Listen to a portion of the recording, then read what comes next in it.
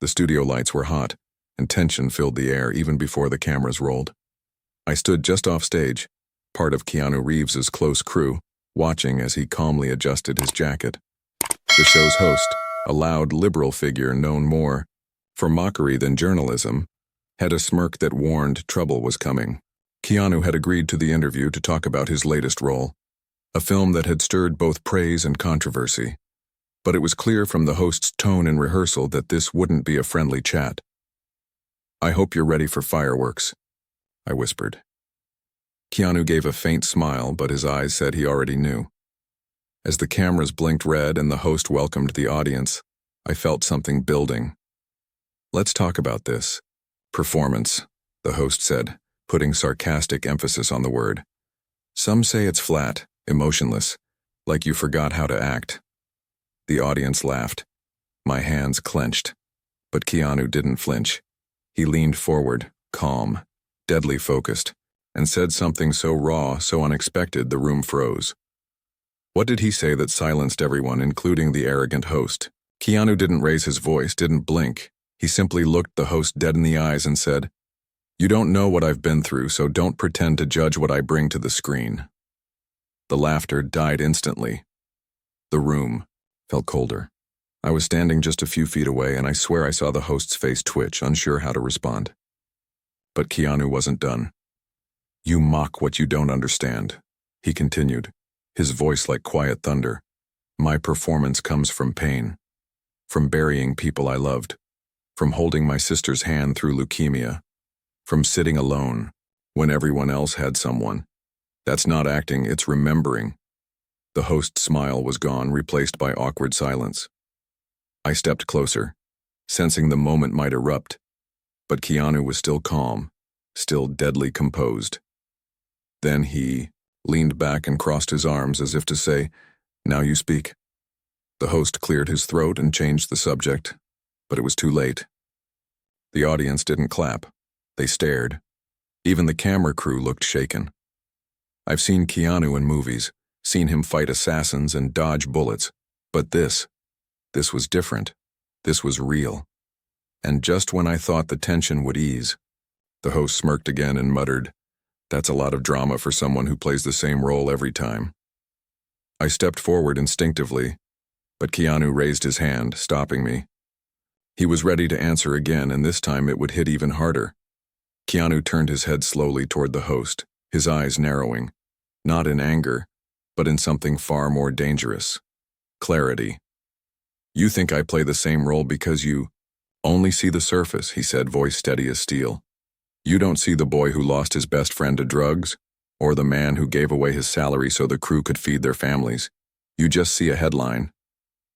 The host chuckled nervously, clearly trying to recover control of the segment, but Keanu wasn't letting him off.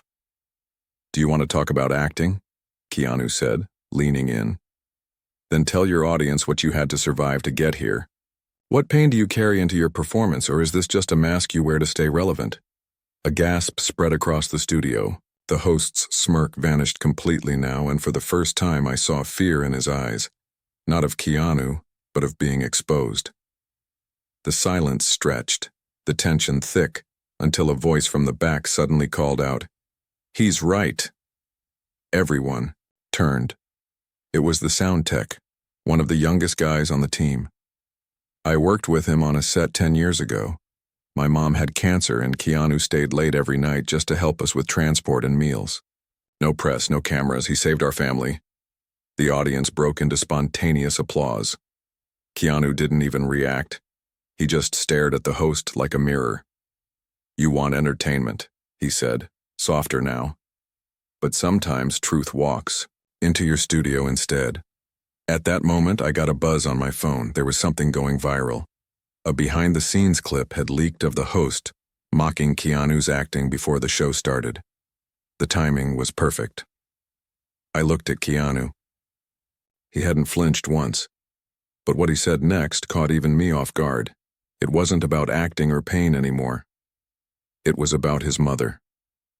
The moment Keanu mentioned his mother, the entire room fell completely still, as if every soul in the studio instinctively knew they were about to hear something unforgettable.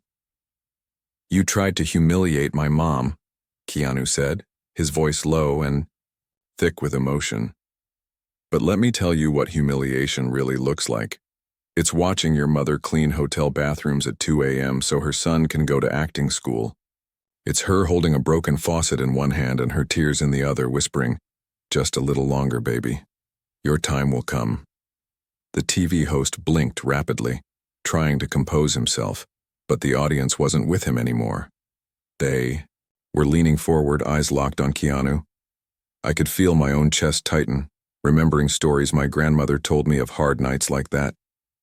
Keanu continued, "And when I made it to Hollywood, I told her she could stop working. But you know what she said? 'Not yet, you haven't made it to yourself yet.'" He paused and looked straight into the camera. "So go ahead.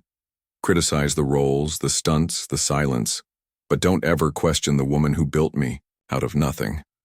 The host looked completely dismantled now, shuffling his cue cards, trying to pivot, but Keanu leaned in one more time and dropped a line that sent the control room scrambling. "I didn't come here to defend a performance, I came here to honor a warrior." The audience burst into cheers, some people on their feet. But just then, something even more shocking happened. A member of the host's own crew stepped forward and took off his headset. "I quit," he said. "I won't be part of a show that mocks people who've suffered for their dreams." Keanu didn't even smile. He simply nodded.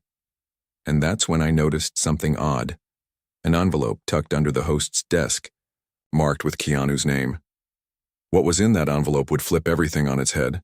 The moment I saw the envelope, I knew something wasn't right. Why would a sealed envelope with Keanu's name be hidden under the host's desk during a live show?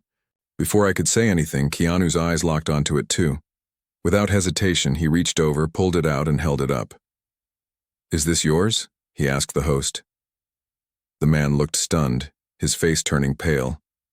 I don't know how that got there," he stammered, clearly lying. Keanu opened the envelope slowly, and as he unfolded the paper inside, the room fell into complete silence again. It was a signed contract, an offer from the very network that had once blacklisted Keanu years ago. But this one had a catch. It was dated 3 months before the host invited Keanu on the show. It was all a setup. The whole interview had been a trap to publicly manipulate Keanu into either taking the deal or ruining his own image.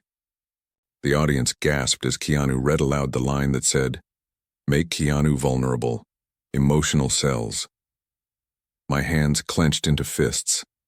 I felt sick. "So this was never about my performance," Keanu said quietly. "You wanted to sell my pain." He turned the paper around and showed it to the camera. "You wanted to use my story for views." The host was now sweating bullets, trying to reach the earpiece in his ear, but the control room had cut him off. Even the audience looked disgusted. But just when we thought the drama had peaked, Keanu pulled out something of his own, an old folded letter. "This was the last note my mom ever wrote to me before she passed," he said. It said, "Speak your truth, even if your voice shakes. And I guess now's the time." He then looked straight into the lens. "I was homeless once. I slept in my car. I was laughed at, rejected, and told I wasn't Hollywood enough. But I never sold my soul." The room was silent again, but not from shock, from shame. And then Keanu said something none of us expected. "But there's someone else here who needs to be he. Ard." He turned and pointed at me. My heart stopped. Why would Keanu call me out in front of millions? What did he know about my past? The letter from his mother, like it was a torch being passed. "You were in the audience, but you've lived this too, haven't you?" he said gently. My throat tightened. I hadn't told anyone, not even Keanu, about my past, but somehow he knew. Maybe it was the way I reacted when he spoke about pain, about being used, about losing everything. My legs shook as I stood. The host looked confused and irritated, trying to regain control, but no one was listening to him now. I took the mic, my hands trembling. When I was 16, I ran away from home to escape my abusive stepfather. I lived on the streets for 2 years. People used to spit at me, call me a failure. I never thought I'd survive, let alone stand here beside Keanu Reeves. But his movies, they kept me going. His silence, his sadness, it felt like mine. And now this show tried to humiliate him. He deserves better. We all do. The audience started clapping slowly, but Keanu raised his hand and silenced them. "Let me tell you something," he said, turning toward the host. "You brought me here to mock me. But what you did was uncover a room full of people who've been surviving in silence. You thought you'd break me, but all you did was make me louder. And him too," he added, nodding at me. The host stood up, face red, muttering something into his mic, but the control room had already shut him down. Then a woman from the audience stood up and said, "I lost my daughter to depression last year, and this is the first time I've felt like someone actually understands." More people began rising, sharing personal stories one after the other. It was no longer a talk show. It was a movement. A raw, unrehearsed gathering of broken people finding strength in each other's stories. Keanu sat on the edge of the stage, quietly listening. The host, now irrelevant, walked off set in silence. But what happened next changed everything. Keanu looked directly at the cameras and said, "This isn't the end. It's the beginning." Then he turned to me and whispered something I'll never forget. "Get ready. The world's going to know your name." But I had no idea what he meant until the very next morning. The next morning, I woke up to hundreds of missed calls, unread messages, and a doorbell that wouldn't stop ringing. My name was suddenly trending on every social media platform. Keanu's silent guest revealed. Homeless teen turned hero. The man behind the mic. I stood in my apartment shocked as reporters camped outside calling my name, begging for interviews. Keanu had posted a single message on his official account. This man reminded me what courage looks like. The world needs to hear his story. Attached was a video clip of me speaking on the show, with tears in my eyes and a shaking voice. It had over 30 million views in less than 12 hours. My phone buzzed again. This time it was Keanu. "We need to talk," he said. I met him at a quiet rooftop cafe hidden away from the chaos. He slid a folder toward me. "This is from Netflix," he said calmly. I opened it. It was a proposal. They wanted to make a movie about my life. I laughed nervously, thinking it was a joke, but Keanu didn't smile. "I told them I'd help produce it, but only if you agree. This is your story, not theirs." My hands were shaking so hard I could barely hold the papers. "Why are you doing this?" I whispered. He leaned forward. "Because once, when I was broken, someone gave me a chance. I've never forgotten that. And because you didn't let fear silence you. People need to see what real strength looks like." I looked into his eyes. There was no ego, no agenda, just quiet sincerity. But just as I was about to answer, Keanu's phone rang. He picked it up, listened, then suddenly stood up. "We need to go. Now," he said urgently.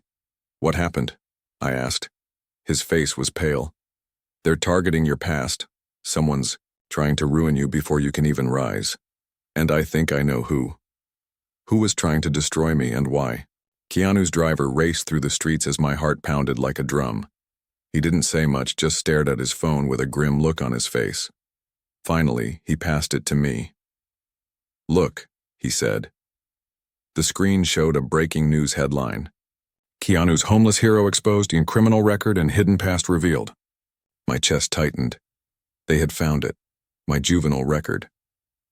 A fight when I was 17, defending my sister from her abusive boyfriend, had landed me in juvie for 6 months.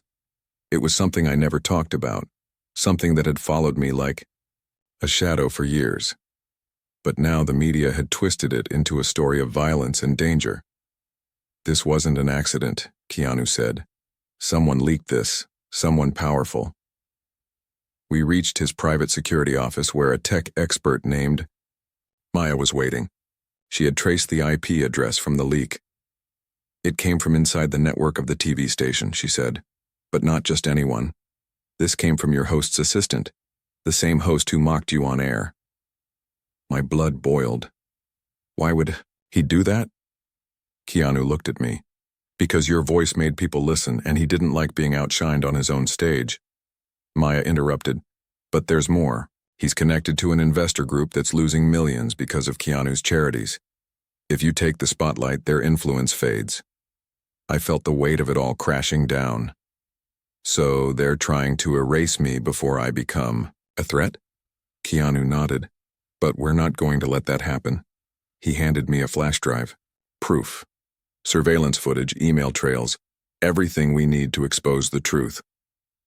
I stared at it, knowing this could flip everything upside down. We'll go public, I said. But Keanu hesitated. There's another way, one that could stop them for good. But it's risky, and you'll have to decide. Fight them in court, or face them in person, with cameras rolling. My palms were sweaty. My name, my story, my future, it was all at stake. But which path should I take? We decided to face them in person. Keanu arranged an unannounced visit to the TV station, where the same host who had mocked him on air now sat comfortably behind a desk, unaware of what was coming. As soon as we entered the building, cameras followed us. News outlets had caught wind of our visit.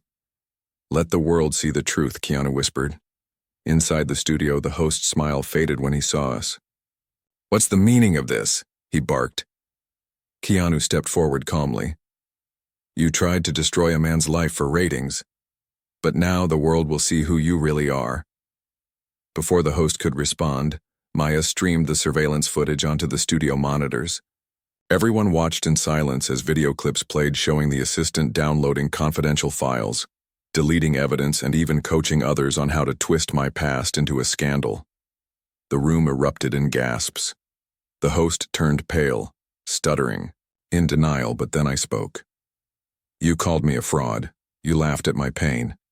But here's what you never understood. I'm not here to impress you. I'm here because people like me, kids like I used to be, need someone to stand up for them. I pulled out the flash drive and handed it to the legal counsel waiting in the wings. This goes public, all of it. But just as the host tried to escape the set, a man stepped forward from the shadows. It was the investor behind the smear campaign, and he wasn't alone. He clapped mockingly and said, Impressive. But do you really think exposing me will stop me? I have lawyers, I have power.